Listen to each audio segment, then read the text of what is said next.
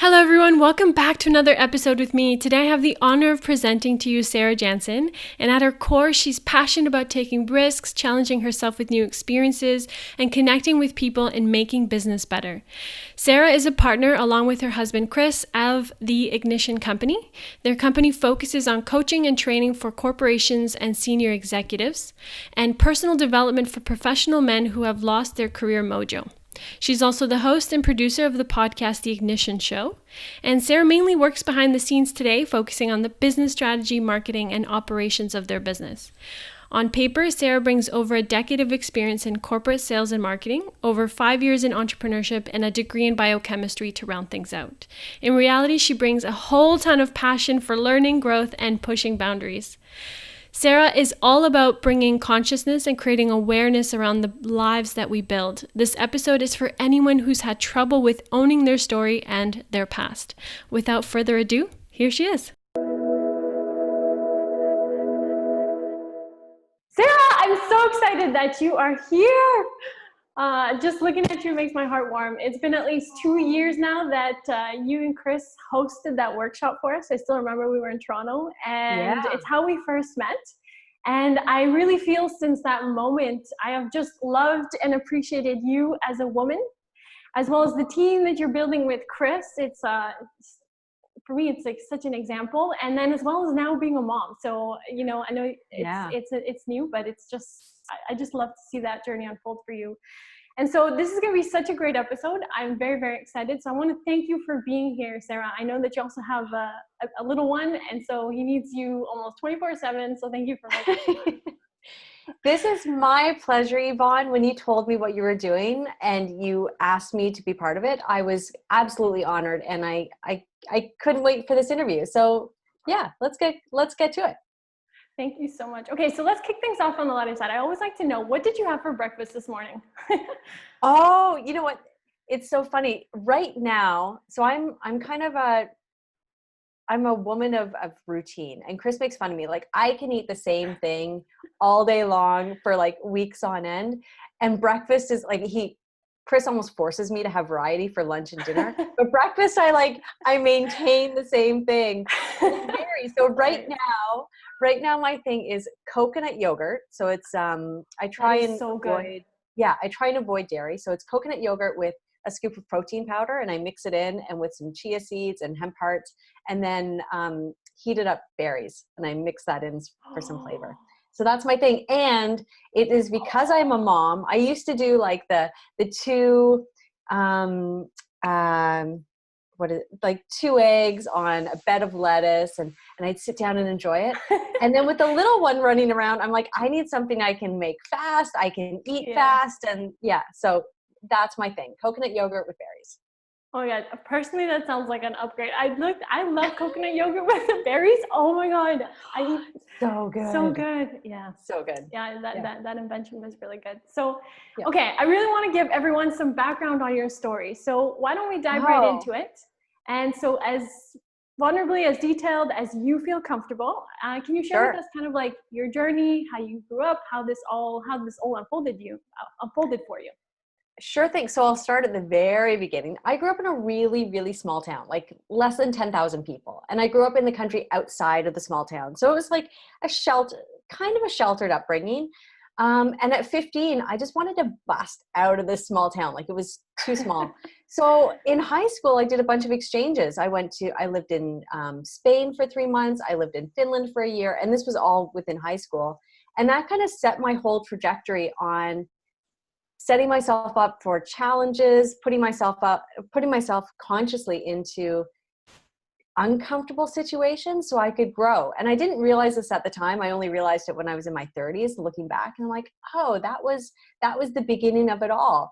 I did my degree in biochemistry, which I've never really used. And then I kind of fell into sales. I fell into pharmaceutical sales, which I didn't enjoy at the time. And I worked my butt off to get into marketing. And I spent over 10 years in pharmaceuticals, either in sales and marketing and management. And then enough was enough. I was getting, this is like the abbreviated version, but I was getting really disillusioned with the industry, with the corporate life, with things that, and I was in a situation where I didn't agree with the direction I was given from my senior managers. And I was looking up at them and saying like, is this what I'm aspiring to? Because I was climbing the corporate ladder like crazy and looking above me saying, I don't think this is what I really want. So I walked away from corporate, and I was lucky enough that I maneuvered a package out of it. So I had a little bit of a runway, and I didn't know what I was going to do. I thought I was going to open up a cold pressed juice business, and I worked my butt off and I invested in that. And right as I was going to launch, the manufacturing fell through. Like literally it just fell through. So it was like prepared for 8 months and then didn't launch. That was my very first business. Like sunk money, sunk time, sunk like all this stuff, and it didn't launch. And that was my first venture as an entrepreneur. Is like my first business didn't even launch. And after that, it was really like a heart opening journey of like, okay, what does this mean? What do I really want to do? Yeah. And I was, at the time I was spending a lot of time, I was single and in the city and not much to do because my first business didn't launch. So I was spending a lot of time with women entrepreneurs, and I was going to these meetup groups and going to events, and I would hear their story, and I'm like, oh, you know what could be really good, and this and this and this. And I realized as I was doing it after a while that I'm really coaching them on their business strategy, on their marketing, on, their message. Mm-hmm. And someone said to me, like, why don't you just be a business coach? And I'm like, I don't have the proper education to be a business coach. I had a degree in biochemistry and 10 years in sales and marketing, but that I didn't feel like that gave me the authority to call myself a business coach. And then I just kind of put myself out there, and I said, okay, I got a few clients, and I was just doing what they needed done in the business, whether it was writing blogs, managing their social media. I was just kind of filling the gaps. And I'm going to take this one out because it keeps falling out. I was just filling in gaps until I worked myself up to, okay, I'm going to call myself a business coach. And I got a few clients, and they were getting really good results, and they loved the feedback. And I was starting to do a series similar to yours where I was interviewing other female entrepreneurs, and I was loving it. Just loving it, in my zone. And by this time I had met my now husband. We were dating and spending more and more time together. And this is really fast forward. So along that journey of me being a business coach for women entrepreneurs and doing the weekly interviews and putting stuff out there, Chris and I got engaged. We bought a house. We were starting to renovate a home, which I have a lot of experience in renovation. Yeah, we've talked about that. That's great. So I took on on top of running my own business, and Chris was doing his own thing, I was the general contractor for our full home renovation. Like, we gutted this thing, and I was at the house all the time. And at the same time, we found out I was pregnant. So I was running my business, full-time general contractor, and pregnant. And then the pregnancy ran into complications, and we were going to the hospital all the time and everything else. And we lost the pregnancy. And that was the moment where Chris and it was a really, really dark time. And because I was just overwhelmed, I was stressed out, I was burnt out. And Chris and I think it was a Valentine's Day dinner that was like 2 weeks later than Valentine's Day because of everything going on, that I just said to him, I'm like, okay, we've talked about working together in the future. If we're going to get married, if we really want to start a family. I had never realized the impact of family on female entrepreneurs and female business owners, and how, I'd heard people talk about it, but I'd never lived it. And I didn't realize how much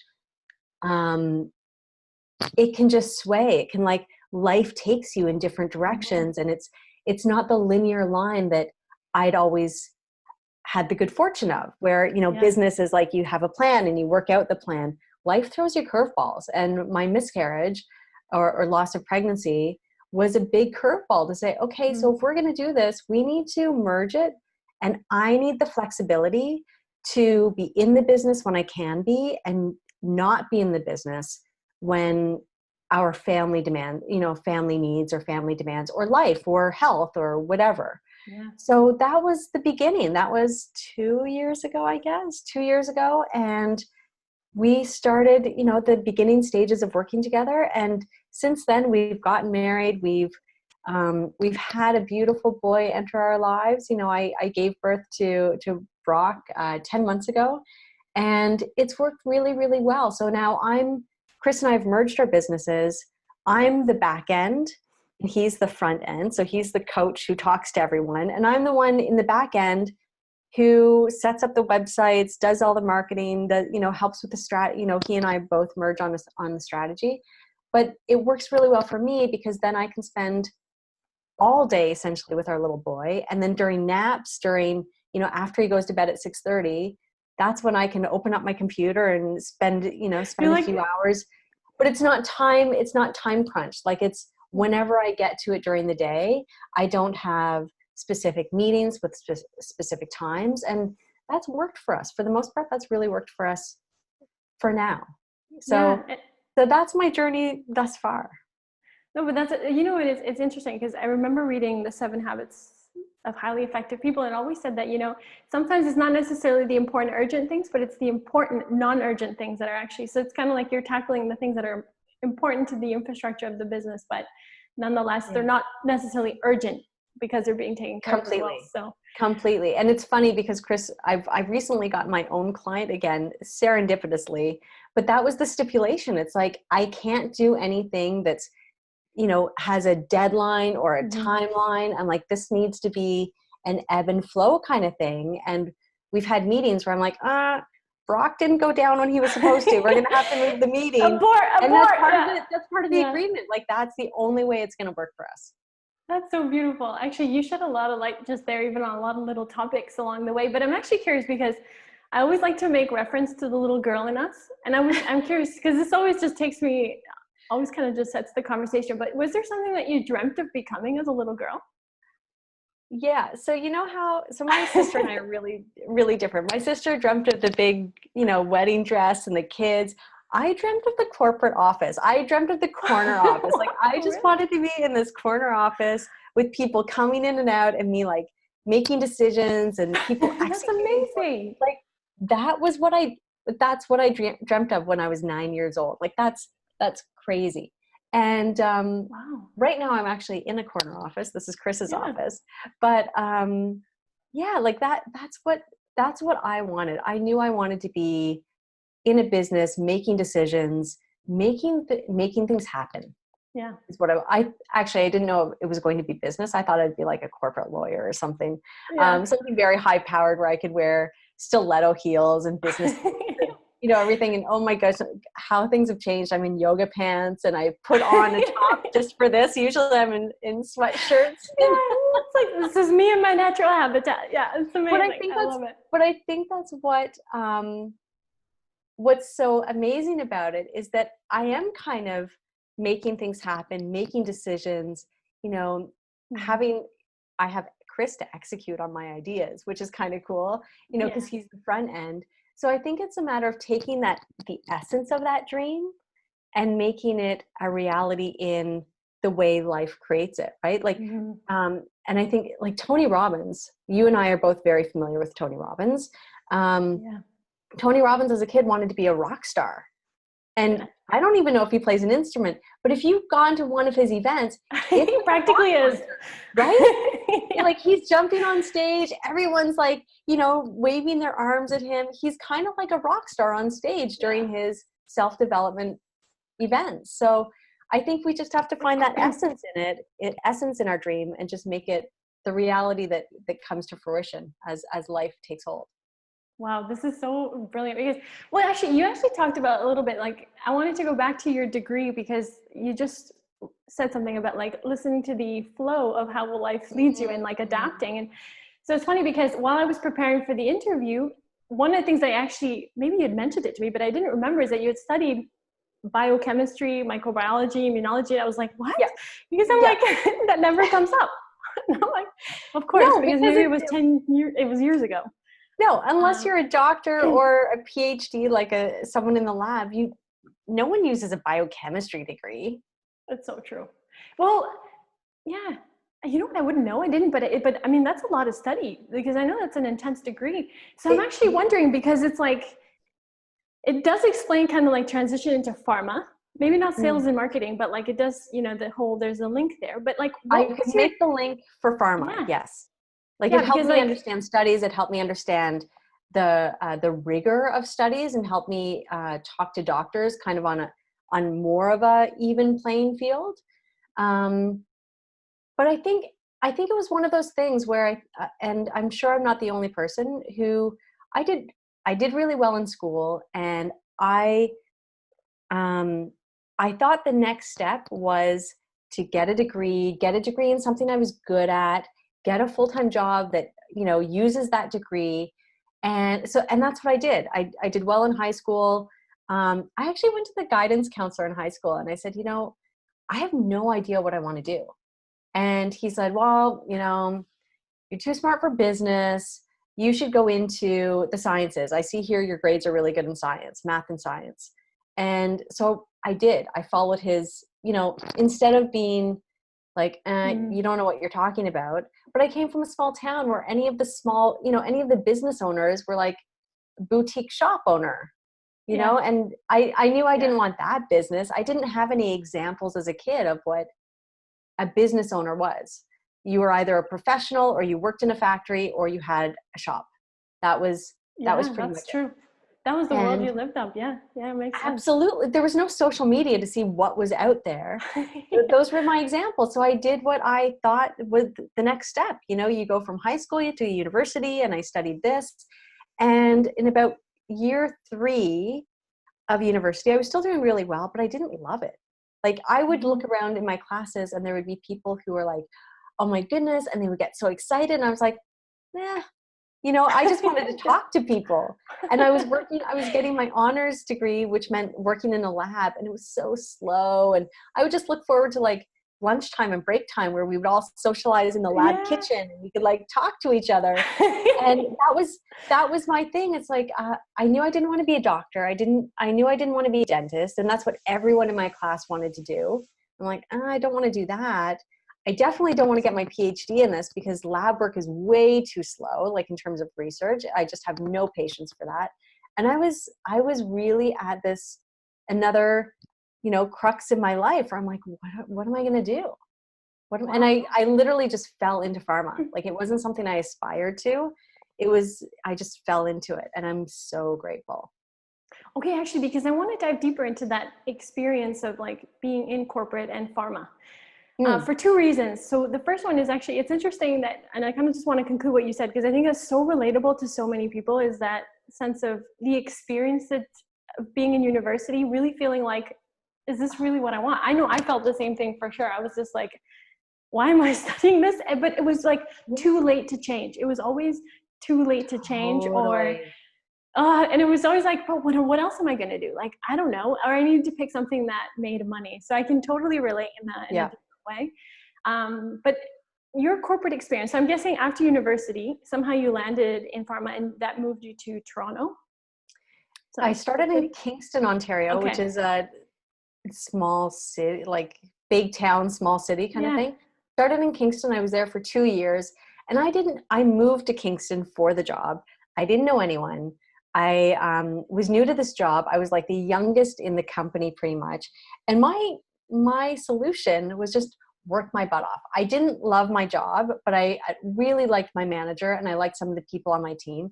And my solution was just to work my butt off, which is, I look back down, I'm like, I'm so lucky I did that. Because a lot of people would just kind of slack off. I don't like it. I'm just going to watch TV. And I was like, I was the opposite. I was like, you know, getting my spreadsheets out and, you know, analyzing what's the best way to tackle my territory and all of this. And I was getting out.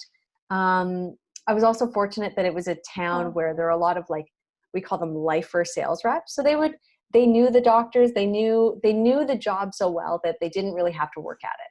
They could just kind of roll out of bed and go do their job and make a decent living. And I didn't have that luxury. So I was on the road at 7 a.m. I wouldn't get back until 7 p.m. I was Wow. hustling. Like before I knew what hustling was, I was hustling. You're like, I invented the word. Totally. Yeah. At 24, I invented That's the word, amazing. and it paid off. You know, I got promoted. I was recognized by these higher ups who also appreciated work ethic, and they saw work ethic and loyalty. And I was a job came up in Toronto that just covered a mat leave, so I would have to leave leave anything I had in Kingston for this 1-year contract, which had no guarantees, everything else. And everyone else kind of was like, nah, not really the job I'm looking for. I got a good lifestyle right now. Why would I give up everything for this 8 to 12 month contract where I just have to move back? And I'm like, no, screw that. I'm in. I want to be promoted. So I think I might have been the only person who put their hat in the ring for it, and I got it. And again, same situation. I was in Toronto, a big city. I knew no one. I didn't know my job. I didn't know anyone. I just hustled. Like that was my thing. Wow. And that was probably a really dark year for me because I was very lonely. I was further away from family. And my solution, once again, was just to pour myself into work, but it paid off. And I think what paid off was that the people that, you know, not my manager, but my manager's manager's manager looked at this and said, here's a woman who's willing to take risks for the company, who's willing to grow and persevere and make sacrifices for the company. And I don't know if that's, you know, it just got dark here for some reason. I don't know if that's still valued the way it was 20 years ago. True, it's a different world. That's true. It's a different world. And I know, you know, millennials and Gen X or sorry, Gen Z, I guess it is now, you know, they have a different, there's a different stereotype around their work ethic and everything else and what's important to them in terms of their values. But that was me at the time. And I was lucky enough that what I did to cope was actually valued by the people in my company. So I was promoted, and I moved around. I moved from Toronto to Montreal, then to Toronto again, and just following every promotion and having a blast along the way. Yeah, because I actually followed your trail on LinkedIn, and you were in pharma for quite some time, and you even jumped from Merck to Janzen. And so it was like you kept going until I'm actually curious to understand because clearly, like, I can see that you know, your work ethic is like just on point. So I'm curious though, at what point was it when you were like, when you transitioned it into pivot up? So it was like, what happened in those moments, in those years? Because you mentioned it a little bit at the beginning as well. You know, it wasn't conscious necessarily. Like I said, it just kind of, and we've talked about this. When I left corporate, and I left corporate because for 2 or 3 years leading up to me walking away, like I said, I was becoming disillusioned with the industry. I'm much more of a natural, you know, hippie in a business suit kind of thing, you know, much more of the natural process of health and wellness and everything else.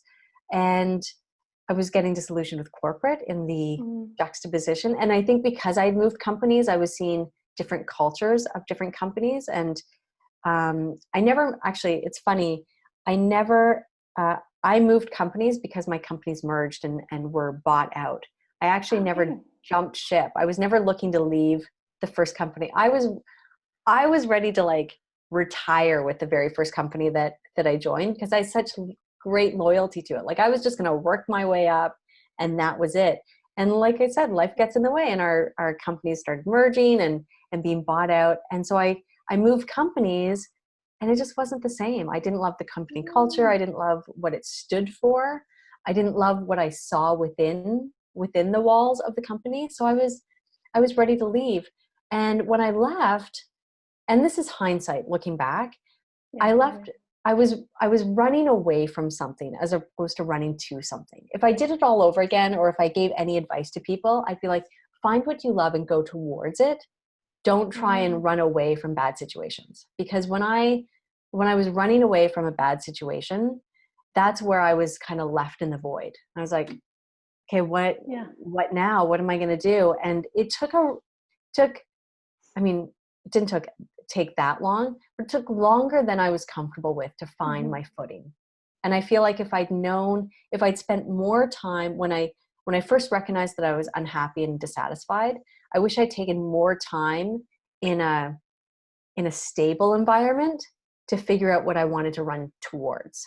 And that's what I didn't do. So I probably spent more time I definitely spent more time in the void than I was comfortable with before I really found my footing in Pivot Up, coaching women entrepreneurs, helping them with sales and marketing and strategy. And actually one of the things that I really like see in you is because I read a little bit about Pivot Up, which is obviously now not that. It's now defunct. Yep. Yeah. Yeah, it's transitioned. But it was really about bringing the authenticity of the woman in the business. It was really about letting her shine in her element, which is so different sometimes to how corporate culture can be. Yes. Specifically in male-dominated industries, these women end up feeling a little bit like we need to be a little bit more masculine in order to succeed. So I'm curious, actually, how you went and how that could relate to other women as well in rediscovering that femininity, that power in that femininity, as well as leading from that space. I think all great businesses and ones that we have a passion for come from lessons or the life that we've led. So that was something that I was really experiencing. I was on that journey myself in transitioning from corporate. I was wearing the business suit and heels, or I was wearing, very buttoned up, to, okay, who am I in this world without the identity of this position, working for this company, all of these things. And I was realizing the importance of authenticity and how important authenticity is for just attracting the right people. And for me, the journey was, good marketing is about just letting yourself shine and being really tight with that message, but what that means is being really true to who you are, knowing who you are and what lane you're in, and just communicating that clearly and precisely. Yeah.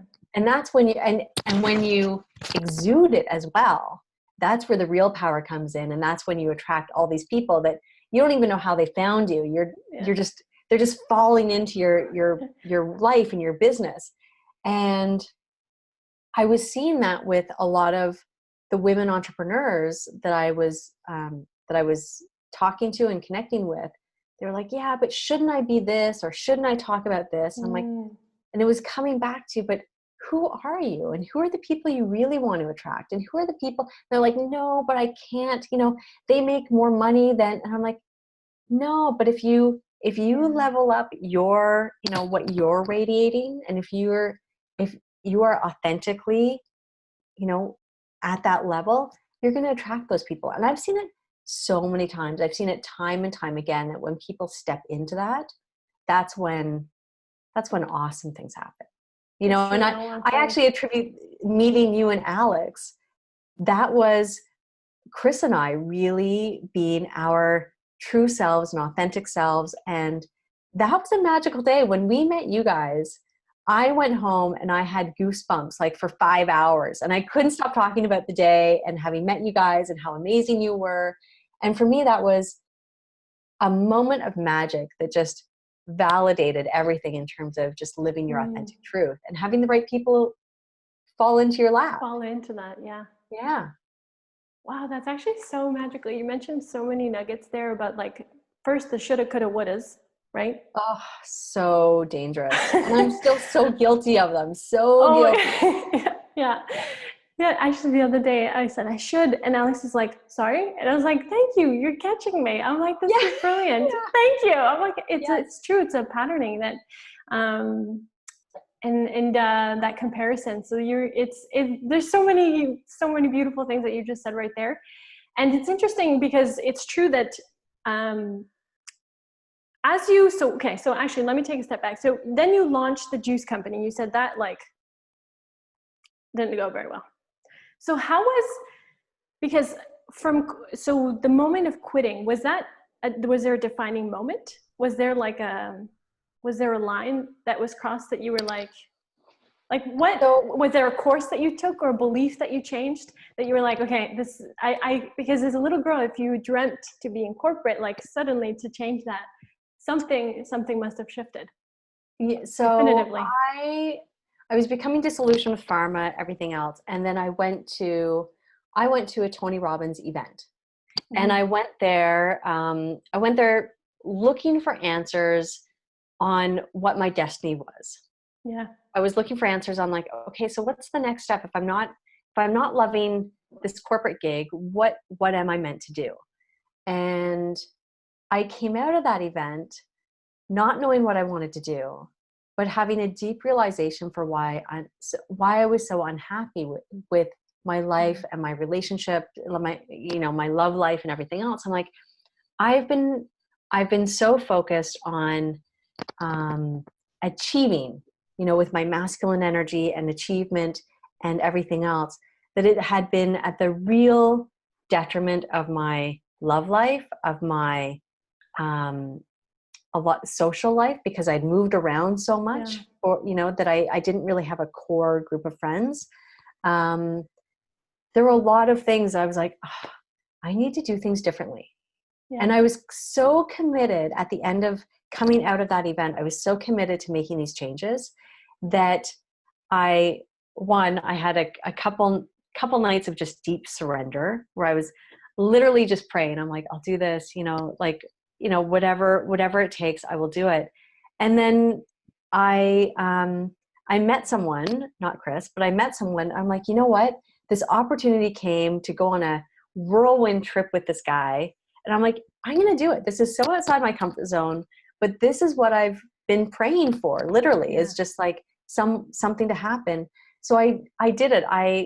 So I went to my boss and I said, look, this isn't an option. I need to do this.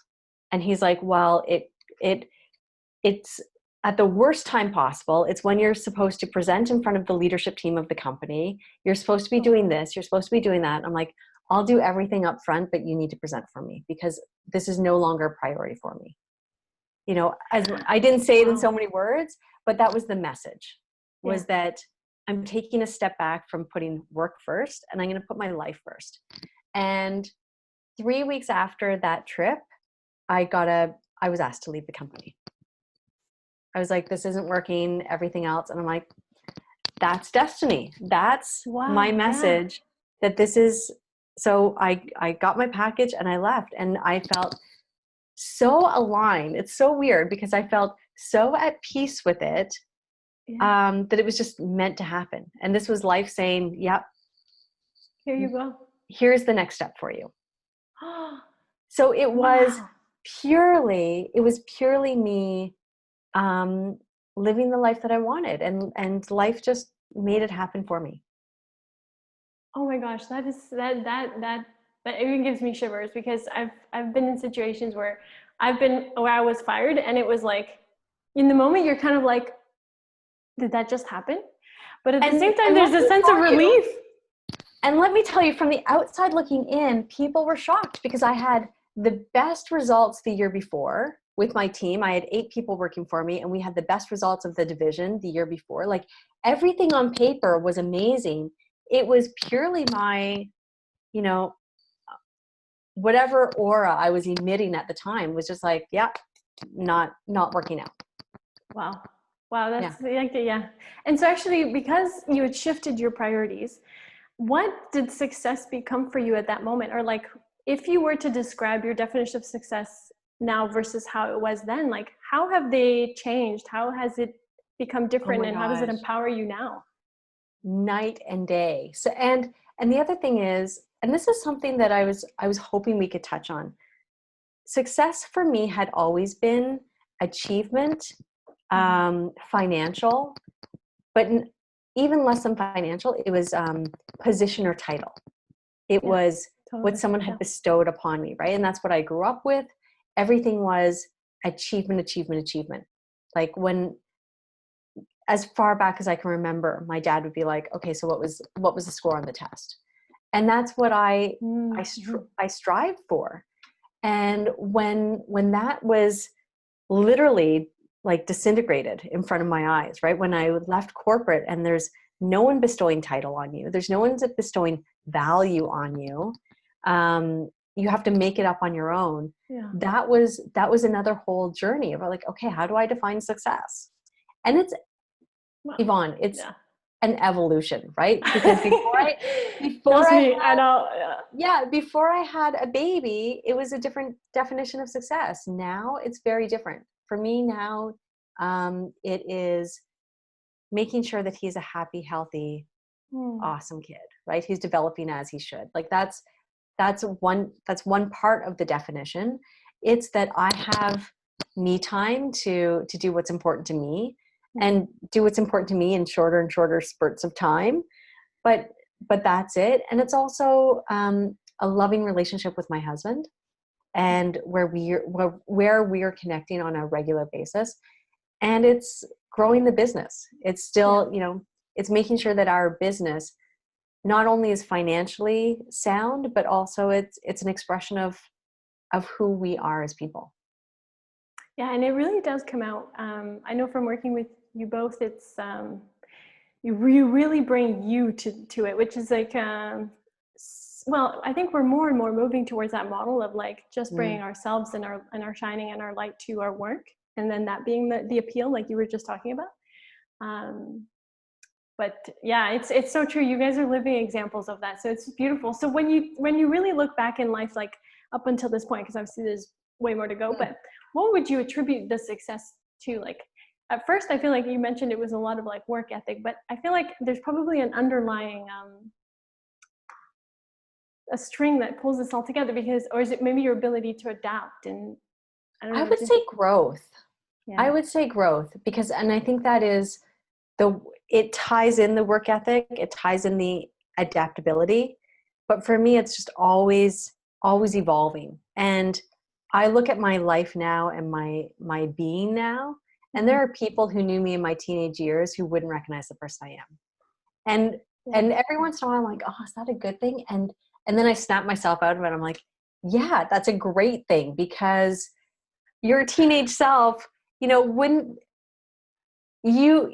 there's so many things wrong with my teenage self that I had to unlearn or just strip away, a lot of angst, a lot of anger, a lot of that stuff that just comes along with the childhood trauma that we all experience for various degrees.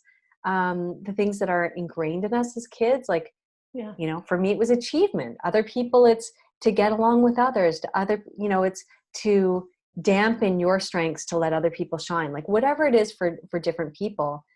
For me, I attribute the success to stripping away all of that to who I consciously want to be, and continually growing, putting myself in uncomfortable situations. When I was a teenager, that was traveling. When I was in my 20s, it was in work situations. And now with Chris and I working together, sometimes it's really just difficult conversations that Chris and I have to have. Yeah. Where he's been triggered by something I did, or I've been triggered by something he did, and putting ourselves in those uncomfortable conversations, but growing from it. Yeah. Growing individually from it, but also growing together from it. So for me, growth. And also, I've been really fortunate to have people around me who believed in me, who supported me, who took risks by hiring me. And some people I'm still friends with and still connected to. Some people were just there in the moment to help me at that time. So I think those are the two things for me. It's being surrounded by the right people. And for me, it's been just constantly growing. Yeah. And actually you bring, because you had mentioned before, you brought up a good point about like all the things that were instilled, because we realized, like when you probably realized, like when Brock was born, you were like, he knows nothing. Like this baby knows nothing, and everything that he will learn. Yeah, he's such a happy kid. And I go to other people with, who have experience with kids, and I'm like, oh, he's so happy. And they're like, Sarah, all babies are happy. And the first thing that comes to my head is like, when is that taught out of us? When are we taught not to be happy all the time? That's so true. So actually, this is what I wanted to get to, because I'm like, if it's all learned, I was curious, like what were some of the biggest doubts and some of the biggest like concerns that you had when you did, like, because you brought some up about the fact that, you know, you didn't have the title to become a coach or the like the right certifications or whatever. So what were some of the biggest, when you were in that time of transition in your life? Even now, maybe some of them still linger, I don't know, but what were some of the biggest doubts or concerns or questions you asked yourself that you've obviously overcame, since they didn't stop you there? Oh my goodness.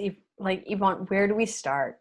Where do we start? Because I had huge doubts on how I was going to help small business owners or entrepreneurs, like sole entrepreneurs who were, when I started, I was coaching people who, you know, they were a photographer, a family photographer. They were a wedding makeup artist. They were, these one-man shops, which were really just passion projects of a woman. I attracted a lot of women who had just had kids and had spent, 5 years being at home, and now they just wanted to emerge into the world and have their own presence in the world.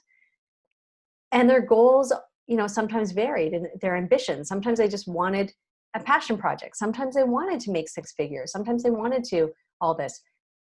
But my experience in corporate and in sales and marketing, I was working with $1 million budgets, where we would hire people to do the Facebook ads. We would hire people to do this and that. And now I'm like, oh, I need to now figure out how my 10 years of marketing experience in corporate can apply to the one-person shop. Yeah. So that was a big doubt for me. Another big doubt, which I know I'm not alone, because everyone I talk to is the same. It's like, how do I price myself? What am I worth? Yeah. And that's a really big one, particularly for women as well. Yeah. Particularly for women. It's not unique to women. Men go through it too. 100%. That's another one, is how do I price myself? How do I go out saying I'm a coach? I have no coaching accreditation. All of these things, and it was just really, it was a work in progress, and it's still a work in progress. Yeah. And it's true, because we're like onions, you always say that. It's like every time we just have to peel it or remove the belief slowly. But It's actually interesting, because you're what you said right there about the beliefs, because I find they're so universal. That's the thing. That's why I like to bring this question up, because we feel like they're just us. Like, how am I going to get out of this? Or like, obviously, or you feel like I'm not worth anything, or you feel like, how can I package this corporate experience and make it something relevant for small businesses? Yeah. So it's so important to highlight that as well, because I think it's something that we often sets us back. So this leads into the next question about like setbacks. When you were faced with like adversity or uncertainty, how did you move through them? Were there special like principles that you had or beliefs that helped you really like break through? One, I think it's surrounding myself with the right people. So like I said, I've been really fortunate in having, all you need are 1 or 2 people in your corner to say, no, you got this. Come on, like pick yourself back up, and you got this. And another one that I am still working on. So this is a work in progress, but it's surrender. It's really surrendering to the moment and just letting things take its course. And that is not natural for me, or if it is, it was definitely stripped away at an early age, because I'm of the mode of like, okay, something's not working, let's do, like let's make something happen, make something different, do something differently. And there are times where you can't do yourself out of a problem. And so this is, I'm actually reading a book right now called The Surrender Project, the Surrender Experiment. And it's surrendering to whatever life brings you, good and bad. But it's the idea of, life's not happening to us, it's happening for us. So even when something is presented as problematic or a challenge, there's a light at the end. And if we surrender to it, then it always works out for the best. And I've been challenged by this myself, where I start resisting anything negative. And when I do that, all I'm doing is calling strife, bringing strife and struggle to my life. Yeah. And when I surrender to it, it goes away. I forget about it. Something comes along and it works out. Yeah. So I think for me, that's been a huge part of how I get through difficult times. And it's true. It's funny because that's a word that it's been in my vocabulary at least very much this year. Just this fact of like, just because I love, one of the things that I think Tony says that he's like so right. He's like, we all love surprises, but we all love surprises that we expect. Yeah. Because the ones we don't expect, we call them problems. And Totally. every time I hear that, I'm like, it's so true. It's so true. If I don't expect it and I don't want it, it's a problem. But if it's a pleasant surprise, I'm like, bring it on. Absolutely. And similarly, fear and excitement are two sides of the same coin. Yeah. Yeah. So you can be afraid of roller coasters or you can find them exciting. It's actually the same feeling we experience. It's how we process it, how we interpret that feeling, and what meaning we give it. So if you take a step back from the feeling that you're having and like, okay, so what's a positive way I can look at this? And I could feel really fearful right now, or I could be really excited about what's going to happen next. Oh my gosh, I can imagine, because it's happened to me even before. Every time I want to speak or I'm interviewing, I'm like, I feel a little bit nervous, and Alex is like, are you really nervous? What's another way you can look at it? And I'm like, I'm so excited. I'm so excited. And it's true. It just shifts Completely. Yeah. So I can imagine. Yeah. And actually, sometimes it does take, I will say, when we are in the depths of whatever we're going through at the time, whether it's in the moment, for a day, for a week, for a month of, dark moments, if we have that one person who can help us get perspective on what's going on right now, it's worth its weight in gold, right? Like it's worth so more than that. It's worth everything. I'm lucky to have that in Chris. I know you and Alex make a great team that way as well. And in terms of just helping each other have perspective on things and encouraging each other. And I'm really lucky, and we're both really lucky that we have it in our significant other, but I've had that with girlfriends. I've had that with really good friends. I've had that with my sister. I've had that at different moments in my life where someone wakes me up and gives me a little perspective on things. It's true. And it's back to what you were saying just a little bit earlier about the people you surround yourself with. Yeah. So key. So actually, you brought up a little bit a while ago that, you're really trying to take in those moments where you can take care of yourself. So what are some ways that you do? What are some ways that you stay sane and you just show yourself some love? The biggest thing for me is meditation. Like above and beyond anything else for me is meditation. For me, I love yoga. Like that's something, if I need to get out of the house and I need to move and I need to stretch, especially now during this pandemic, I am like, my body's so tight sometimes because I find myself just sitting all the time. So yoga is another way. Eating properly, my taste buds and my body don't agree on what is the best food for me. My taste buds want like the junk food and the salt and, and the sugar. And then the minute I have it, it's like, oh, why did I do that? So it's eating properly. I mean, it's cliche, right? It's like all the same things that everyone talks about it, but above and beyond everything, it's meditation. You have a daily practice, I assume then? I have a daily practice. It didn't work out for the first 7 months of Brock's life because our schedule was all over the place, but I've just reinstituted it. And I noticed like my days are drastically different, whether I meditate in the morning or I don't. And my relationship with Chris is different if I don't meditate. My relationship with my son is different if I don't meditate. My whole disposition is different. Like it's the most important thing I do for myself, but it's also probably the most important thing I do for my family and my work. That is so powerful. Wow. Because it's true. One of the struggles that I've had with meditation, and this is why it's like a good invitation for people to try, is that sense of like, it just feels like you're wasting time. You're just like sitting there kind of like, you know what? I used to, nothing.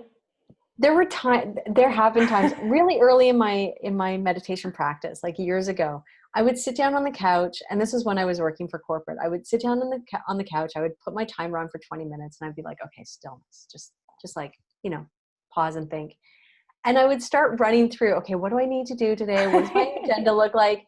And I would catch myself. I'm like, but that's okay. At least I'm taking this time to like think. Yeah.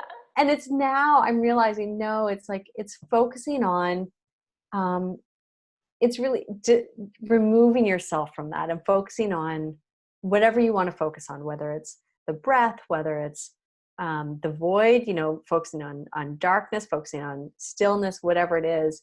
I've realized more and more, the more I do it, how important just disassociating from that is. Mm-hmm. Because then when I come back to real life, then I'm more focused. It's precious. It is, and it is. I'm a huge fan of meditation. It's given me a lot. And actually, I find that the more I've been doing it, the more I've wanted to do it. So I can totally resonate with that sense of that calmness that it kind of gives you. And actually, because I really want to talk to you about as a mom as well, because I know this is a new role, but also you were an entrepreneur and then became a mom. So you had to kind of adjust your entrepreneurial life to life as a mom. So before we go there, though, I wanted to ask you one other thing is, have you ever had to face the decision of letting go of people who didn't support you? Absolutely. How was that for you? It depends on the situation I was in. It depended on the relationship. When I left corporate, my dad had a huge problem with it. Not like, it was kind of like a subtle comment. Every time I'd see him, it's like, oh, no corporate car. What are you going to do? Oh, Sarah, you got to think about retirement funds, and you have to think about, all of these things. It's like, what are you going to do? How are you, are you okay financially? And all of these things, like for probably 3 or 4 years, every time I talked to my dad or every time I saw him, he would bring this up. And there have been moments where I'm like, Dad, and there have been moments where I've been feeling doubt. So I don't need someone else in my ear creating more doubt and validating that doubt. So there have been moments where I've had to have, other people I could disassociate with. But with my dad, I had to be really firm. I'm like, this is the way it is. This is what I want. This is, and there would still be chirping. I'm like, Dad, we can't have this conversation because I need to focus. I need to focus on the positive. Or there have been times where like I'll go a month without really connecting with them because I don't need that chirping. I don't need that doubt. I don't need all of that. I've had to be very clear with that. Now that's whether it's an extreme, it's someone I can't. That's not true. It's someone I don't want to cut out of my life. Yeah. Yeah. That's the difference. I completely understand. Yeah. And I think that's the hardest thing for a lot of people. And I hear that a lot is, okay, what if my parents or what if my family are the people that I need to cut out of my life? What do I do then? So that's how I've dealt with that, where I've either limited my exposure to him or my parents together for periods of time until I'm feeling confident or I've reached where I want to be. But there have definitely been people who I've sunsetted from my life, who have either not been supportive or take too much energy. Those people that you talk to and you're exhausted after talking to them. Yeah. Oh yeah. I've sunsetted a few people out of my life that way, or I like the way you phrased it. Sunsetted. Yeah, that's my new thing. That's clever. I like that. Yeah. So I think those have been the big people that I've released is just the people that are exhausting. Yeah. And I want to honor you also sorry? No, or the people that you feel like make you feel guilty for not calling all the time, or that those I don't need that. I don't need that. So and that's really, really, really tough. Really tough.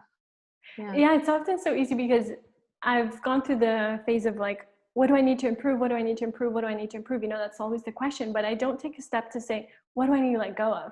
Because I need the space to bring something in you. So, and I also want to honor you as well, because it's hard to admit that sometimes our parents are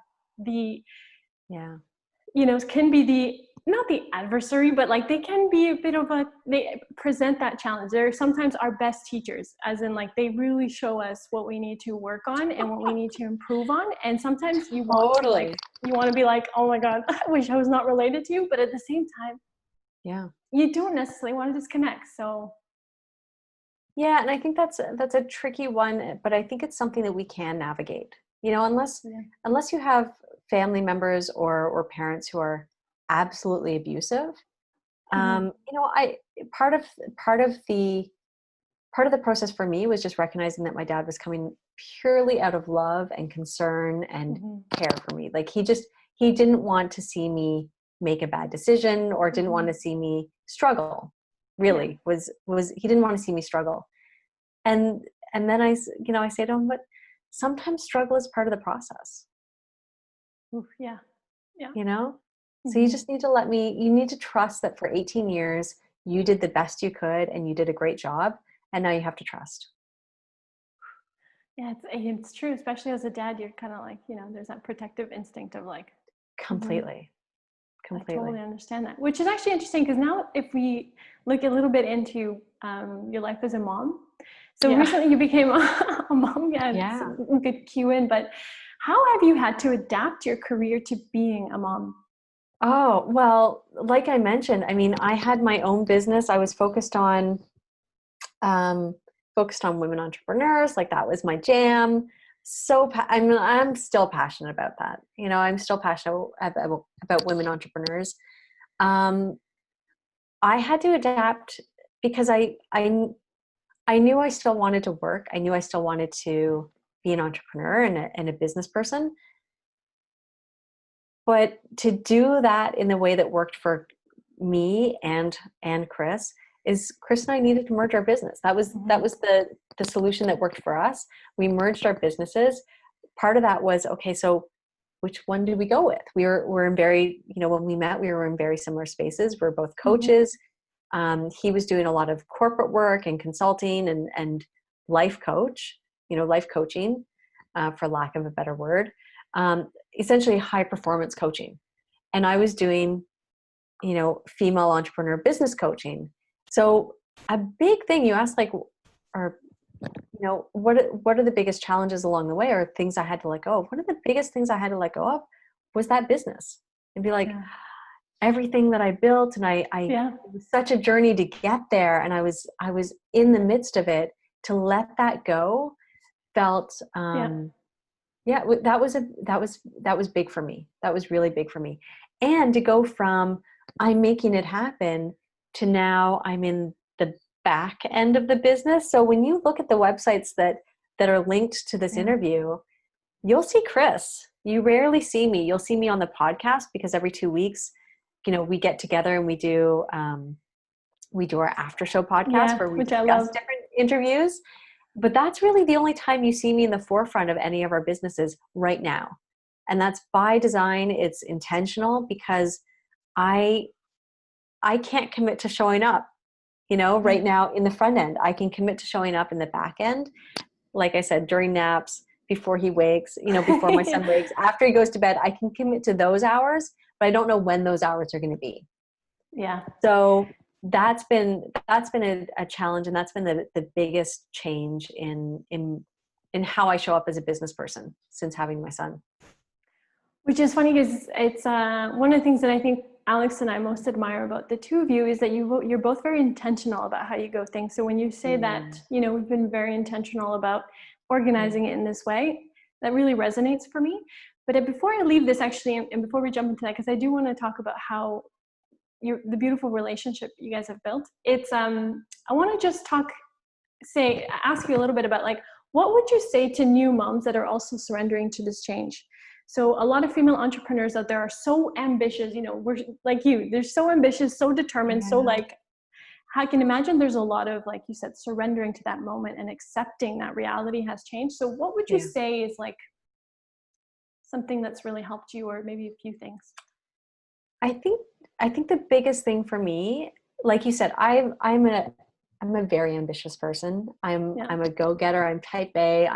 So motherhood hasn't always lent itself to that. It's a different ambition. It's a different it's a different go-getter. And I think the one thing in my 10 months of experience as a mother and also running a business is that age-old thing that you're like, oh, they say this, but it's so true. This too shall pass. Yeah. So when I was the first probably 6 weeks postpartum, so and this little kid, as babies do, they just sleep, they just whatever. We had just launched. So to give you some context, in the 2 months before Brock was born, we took an online course in how to take our business online, because we knew we wanted to go globally, not just locally. So we launched our business online. We launched a podcast. We were creating this program online. Like, all of this was happening in the 2 months before Brock was born. So I was like, go, go, go, go, go. And then Brock was born, and the little guy just slept, right? As newborns do, they just slept. So I was reading novels. I was, doing this, and I was getting so frustrated. I'm like, Chris, I can't spend my days of motherhood just reading novels and reading, whatever. And he just said, okay. Meanwhile, 6 months into it, when our guy is like crawling and moving, never sleeping, I'm like, oh, what I'd give just to read a novel, like all these things, or That's amazing. Seriously, like I should have been basking in the ability to read a novel back at newborn stage, because now I can't read a novel. Or, at 4 months, no, sorry, when Brock was 10 weeks, Chris's mom got sick, and she spent 8 weeks in the hospital before she passed. And it was very sudden and very unexpected. And because Chris's dad had just passed, earlier that year, last year was a crazy year for us. We moved from our home with a newborn to Chris's mom's house, where she was in the middle of renovation. So I now took on like a kitchen renovation of hers while we were living in her basement, going to the hospital every day with a 10-week-old who's crying, who doesn't have a schedule. Like, it was so difficult. It was so difficult. And there were moments, and I've talked about this on the podcast, but there were moments where I was just like, I was spent, I was exhausted, I was resenting all of this and everything else. And then when she did pass, because we weren't sure, she was diagnosed with cancer, and then 8 weeks later she died in hospital. She never made it home. Afterwards, I'm like, if I could have just enjoyed those moments at the hospital, and not resented the moments that I had to get up and change, get ready and go to the hospital in between nap times and everything else. If I just stepped back and said, this too shall pass, like, just enjoy it for what it is. It's not going to last forever. That was a big thing for me. So now, sorry, it's still like an emotional time for me. Well, it wasn't very long ago, so I can understand. No, it wasn't. Still very much there. So intense. And so now when our little guy isn't sleeping at night, or is, I think I have our nap schedule down, but then he only sleeps for 10 minutes and then he's up for 4 hours. And I'm like, oh, in that time I was supposed to get our Facebook ads up and running. I was supposed to, get this marketing done. I was supposed to respond to this client and that client.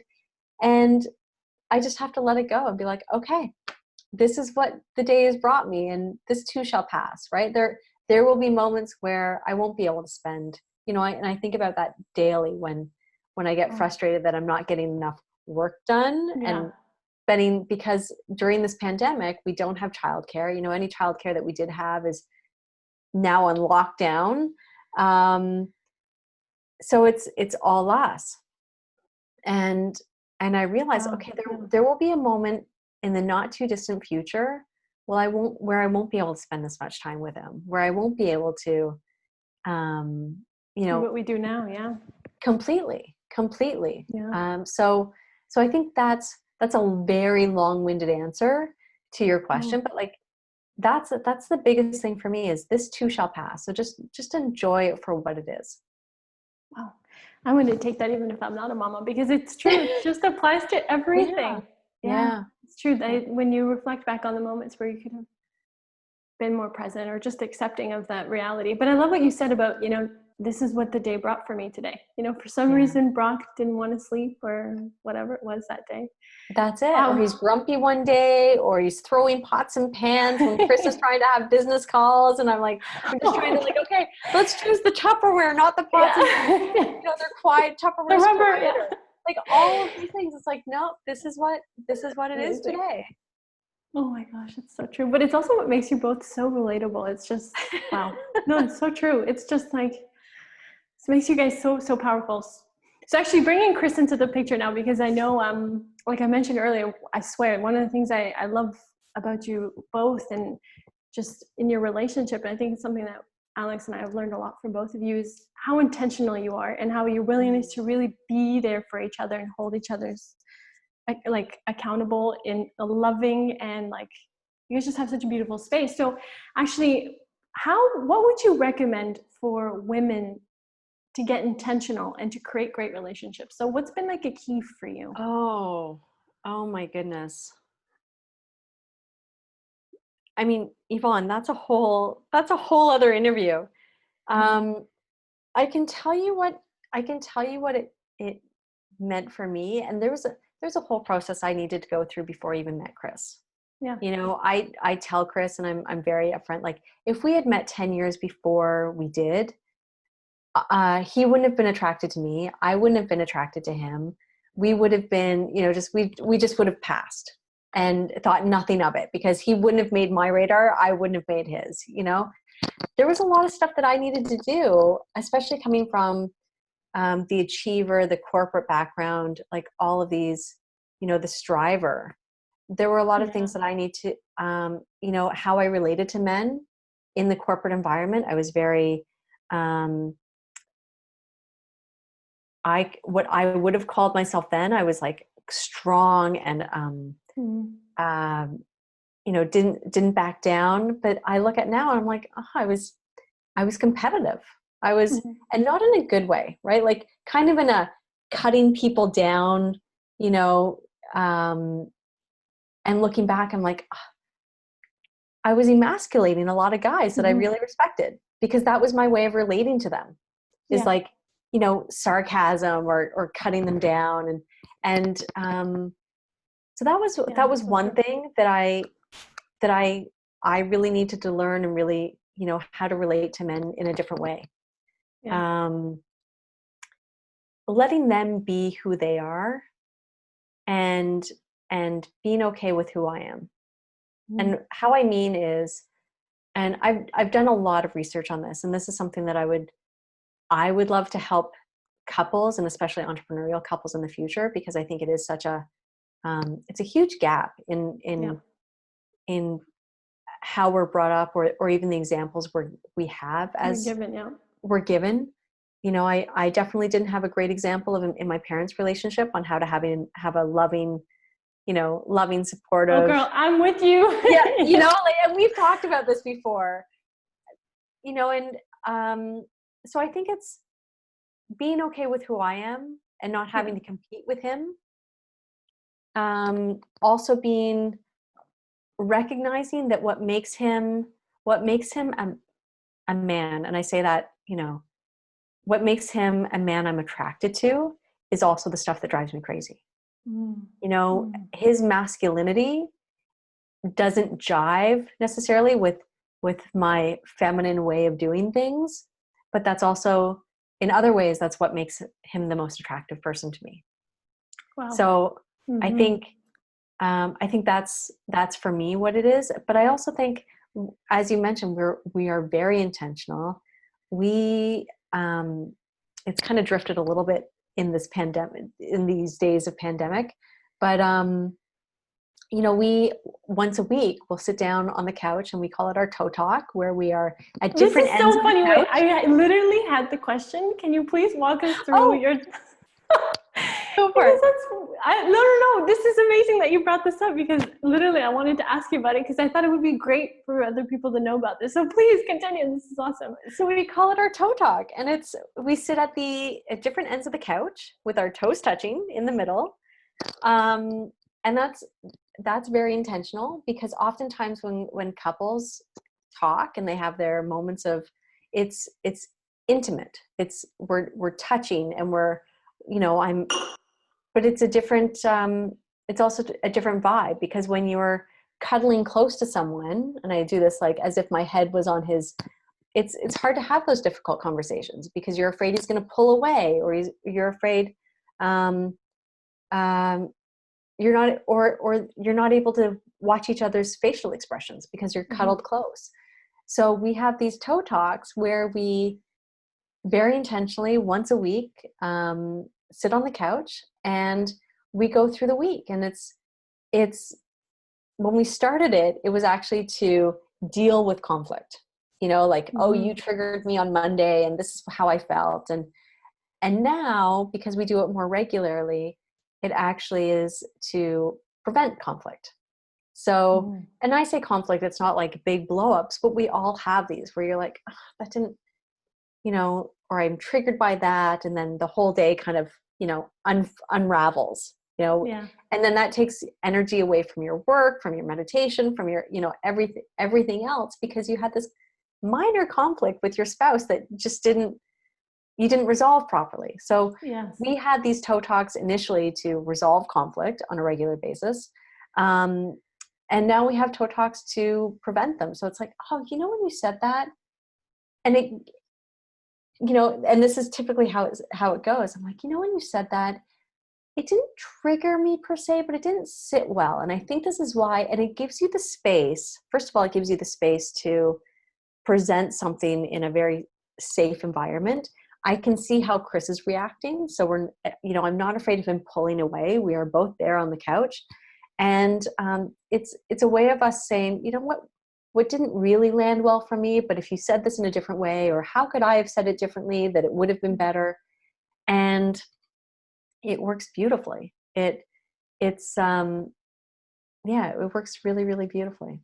Yeah, no, and it's true. And it's true that this is a whole other topic that we don't have that much time to dive into. And I feel like maybe we could even touch on in a different interview, but I really do think, like what you said, you guys are really seeing, because one of the things that impacted me that you said was that, there's not very many role models that of couples that do business together, are in a relationship, and have a functioning marriage, and are parents as well. So it's like, I was going to say, and our parents, because I've done my research. There are numerous people who are like, I used to, and I still do. I love Oprah. Like, Oprah is amazing in so many ways, but she's not married and she doesn't have kids, right? Which are two things.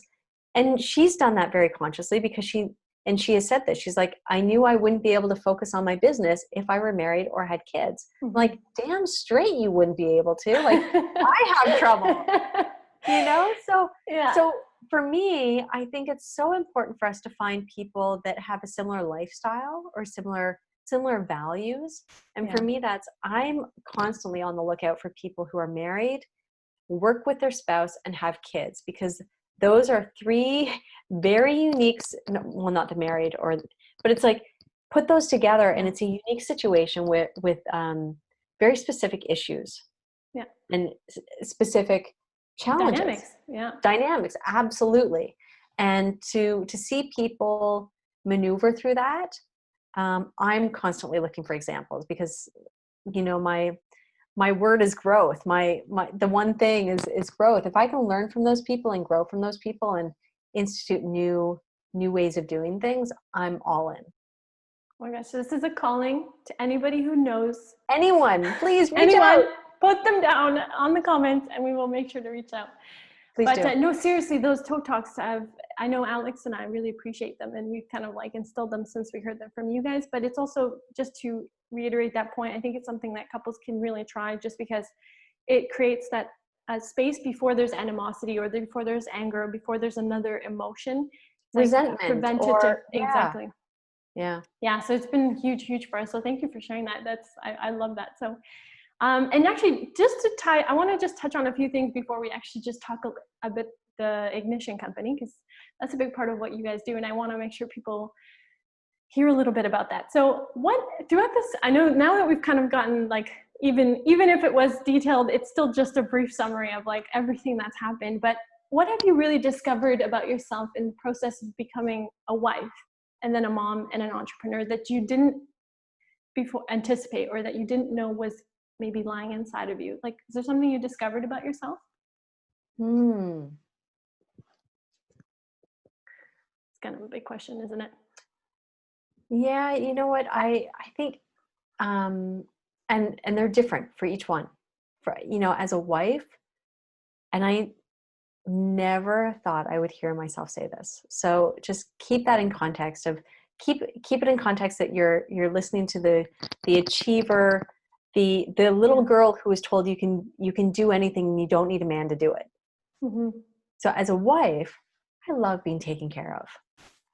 I love when my man makes me dinner or opens the door for me, or any of those things that at 25 I would have been like, I don't need a man to open my door. I don't need a man's. I had a boyfriend when in my early 20s who would walk into a room with his hand on my lower back, and I was so offended. Like, so offended. And now when Chris does that, I'm like, oh, that's my man taking care of me. Oh, yeah. Like that's been the biggest surprise. The biggest surprise. Beautiful.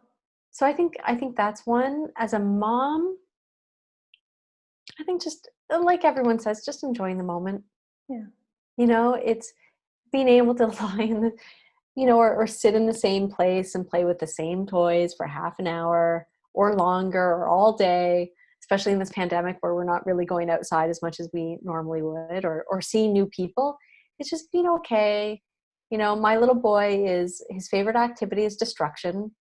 So I'll build towers and he knocks them down, and we'll do that for hours. So I think that's the one thing with my little boy is just being in the moment. And as a business owner, I think everything we just touched on, it's being true to ourselves. It's being true to me, showing up. And I say that, and that's what my coaching business was all about. Is authenticity. And it's still something that I have to remind myself of, the way I was brought up, and you and I were very similar in terms of this is the paradigm that we must live in. That's how I was taught, and then the corporate culture of you must fit into this box. Yeah. It takes a while to unlearn that. And I'm still unlearning a lot of that. And the way I show up in our business, and Chris is the same. It's I don't know if it's generational or just how we, but it takes some conscious thinking, some consciousness to be like, oh, I don't have to show up looking my best today, or I don't have to have all the answers, or I don't, all of those things, and just show up as we are and trust that we're showing up, trust that who we are is enough. Yeah. I think, there's so much beauty in that. It's true. And actually, if you were to say that you're working on, I know you're always working to improve and to grow, but is there something that's been like a theme?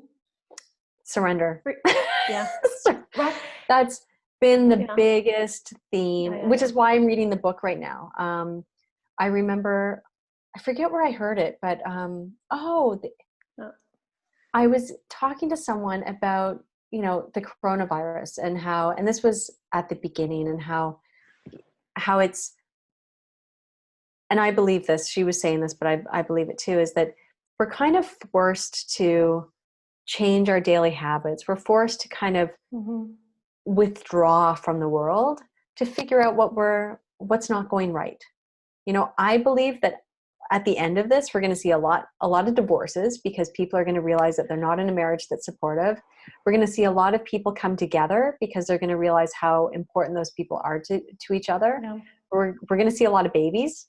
We're going to, but we're going to see a lot of transitions for a lot of people, because this is when we retreat. It's like any retreat, we start to look at our life in a different way. To deepen, when we strip away all those distractions, we start to evaluate what's really important to us. And so when that person said, we're meant to learn something. Everyone's meant to learn something from this retreat into our own homes. And immediately I knew that what I needed to learn was surrender. So that's my thing right now, is surrender. That's a good one. I have to say, it's one of the ones I've been working on. I'm actually going to pick up that book. It sounds really, really good. It's not what I expected, but it's actually really good. What's yours? Out of curiosity, what's yours right now? What are you working on? I've been working a lot on worth, like feeling worthy. I think because I actually didn't know that the depths of me, I struggled with like feeling like because like kind of what you were saying, I don't have the accreditation, I don't have this, or I don't have that, or I don't have the following, or I don't have this, and feeling like that's okay.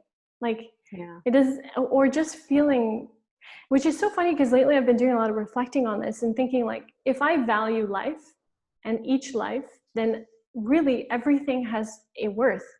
Like life itself is just worth, is just like, so it's beautiful that we have that gift. So it's kind of like, so I've really been working on the fact that changing that conversation with myself about what worth is and what value is and what all that stuff is. Because I didn't realize that it was actually a thing until it was a thing. That's so powerful. It reminds me, I had a conversation when I was pregnant with Brock. I had a conversation with an aunt, Chris's aunt, and we were talking. She's like, "So what are you doing?" And I said, "Well, I'm really looking forward to. I have a condo that I've always had real estate. That's one of my passions, as I mentioned, is to buy things and fix them up and either sell or rent them. And I have a condo." She's serious about this. Like she knows how to do this. Pretty good. Like she's good. Pretty good. So I have this condo, and I was so looking forward. And I was saying to Chris's aunt, I'm like, I'm really looking forward to getting renters in this condo, because I wasn't working at the time. I wasn't generating a lot of income at the time because of life stuff. And I said, because I'm looking forward to having that income, so I can be contributing to the family. And I actually just said, so I can start contributing to the family. And she stopped me. She's like, whoa, whoa, whoa, whoa, whoa. You do not need to generate income to contribute to the family. And I'm like, oh. And it's that same thing about worth. It's like, we are worthy just as we are. We're not titles, financial income, all of these things that I was brought up. I won't say everyone, but I was brought up to equate to worth. Yeah. It's bogus. We are, and that's been, and I'll, I don't know how long you want this interview to be, Yvonne. I feel like I've been going on and on and on, but that's been a huge thing, especially as I step back into the back end of the business and I'm focused more. I mean, at least my time and my focus is more on motherhood than it is the business right now.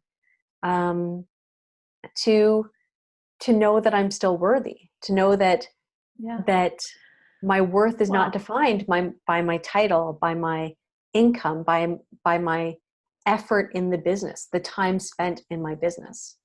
Oh my gosh, it's so true. For me, the longest time, like you said, it was attached to a number, how much I earned, or like the number of titles that I had beside my name, or accreditations, right? Like how often do we meet people who are students for a lifetime? And I've started to wonder, I'm like, are they attaching worth, right? Is that their way of attaching worth to themselves? Oh, it's so true. And thank goodness for that aunt that you had. That's your aunt. Completely. I'm so glad. Those are the women that we need more of, that just like keep knocking sense into us.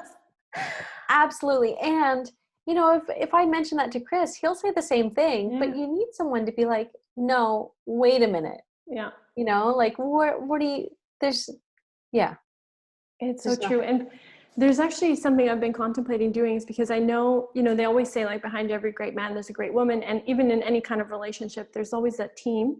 And so part of what I've been wanting to do later on with these episodes is really highlight the man in this, or the partner in the relationship as well, because there is there is that element of teamwork. So I think it is beautiful that we do, like, you know, to always be brought back. And for me, it's been remembering that worth is, what really helped is like when there's a visual, you know, it's not like you were born and suddenly you're worthy and you're unworthy. It's like something you've learned. It's like everybody's worthy and born equal. So it's kind of like unlearning that. But anyway, I know that's so we much, could go. I think there's more to unlearn in this life than there is to learn. Yeah. You know? They say that's the actual learning is unlearning. I'm like, oh God. And it's tough. It's really, really tough. Yeah, that's the work. But okay, I want to really talk about now the Ignition Company. So Sarah, what now that you're working with Chris, can you tell us a little bit about the mission moving forward with the company and kind of like what it does right now? I know you guys have an amazing podcast, but maybe you can tell us a little bit about that.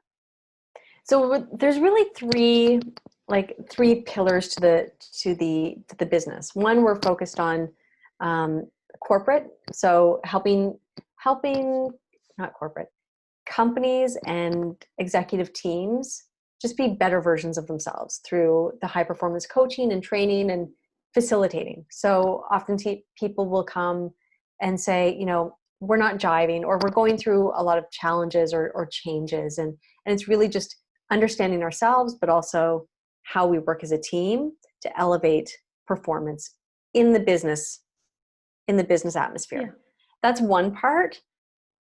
The parts I'm really excited about are we have the Ignition Academy, which is helping men, and I'll, if you're curious why we're focused purely on men, but helping men kind of get their career mojo back. So it's people, it's men who they've had a level of success in the past and they're just not feeling it anymore. Usually life has thrown them a curveball, or, you know, they're not feeling themselves, and specifically in their career. So we help get their mojo back when it comes to their career and stop playing small and get their power back, you know, own their power. Yeah. And then the third pillar, which I'm more, you know, have a little more exposure to in the front end, is our podcast, The Ignition Show. And that's where Chris interviews really cool people who are doing really neat things, either they're inspirational stories or they're experts in their field. And it's all around high performance and inspiration and motivation. Mm-hmm. And then Chris will do some one-off like solo episodes where he brings the coach's hat and, you know, provokes some thought-provoking questions for people to think of. And then we have our after show. So after every interview that Chris does, he and I sit down and we talk about, okay, what does this mean for us? And we talk as if we're just listening to it for the first time. And what does this mean for our lives? And how can we relate on a personal level? Mm. Yeah. And how do you take those lessons? Mm-hmm. Yeah. And the whole company, the Ignition Company, is really focused on having people really be their best selves, like live up to their potential, go after the things that kind of scare us, but also, and you'll appreciate this, is having some real self-awareness and self-development, because there's so much. Chris and I both believe that some of the most important things in life were never formally taught. You know, we're not taught in school. Education is about reading and writing and arithmetic, right? It's not about emotional development or emotional mastery or financial mastery or, you know, all of those things that really life is all about. So our company is really about helping people navigate the life part of life. Yeah. No, and it's true. And well, we've worked with you both personally. So we can definitely vouch for the fact that you really do help people bring out that authenticity. And I think one of the things that when I was working with Chris, that he really helped me see is, you know, he always said, get on the balcony. And I was like, yes. That's it. Seeing your life on that balcony and that, you know, in that long term. So no, you guys honestly do. I really love the podcast. And it's true that even though I don't get to see you as often, and I always associate it with you because like, you know, for me, that's who you guys are. So with that in mind, actually, how has it been working with Chris? Like, how do you guys maintain healthy relationships in both work and pleasure? Like, do you have any tips on that? You know, there's the whole tip of like, leave the business out of the bedroom. We've tried that. It works well. it invariably like drifts into the bedroom. Where we're talking about, okay, what are we going to do tomorrow? What about this? What about that? I think, we've done a lot of things. We've done things on the big scale and then the little scale. I think one thing is just to be really open about, and we've had retreats where it's just the two of us and we focus on, what does Chris and Sarah 2.0 look like? What does our business look like in 10 years? We've actually done retreats where we go out in the country rent a cottage or rent something, and we'll take flip charts and we'll figure out what we want and make sure that we're aligned and make sure our values are aligned and all of that. I think a big part of it is we have business meetings on the regular every morning. So every morning and every night we check in. Okay, what do you need tomorrow? What's your most important priorities tomorrow? How can I support you? And that's actually a question we ask each other every single day is, how can I support you today? What are you focused on and how can I support you today? Wow. And that could mean business or life, Yesterday when Chris asked me that, I'm like, I'm having an interview with Yvonne. I need to wash my hair today. So you need to take care of Brock for an hour while I figure my stuff out. I need to look presentable. It's the everyday stuff. And it's also knowing each other. And like I said, I think our toe talks have been instrumental. Couples in general run up against conflict. It's just inevitable. I believe that we have relationships because it's our most important growth as a human being is to be in relationships. And part of that is conflict because we grow from conflict.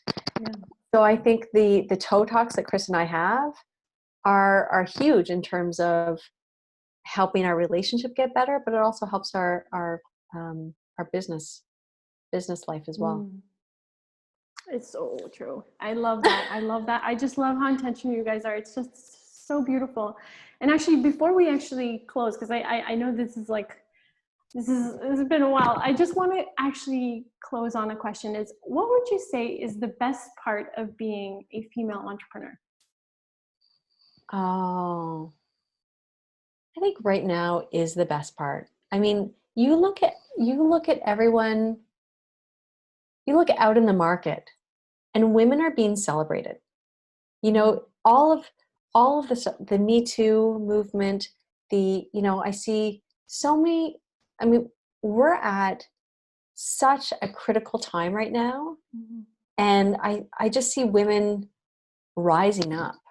I see women like there have been so many, I think every generation we've had movement, but right now there are so many women shining.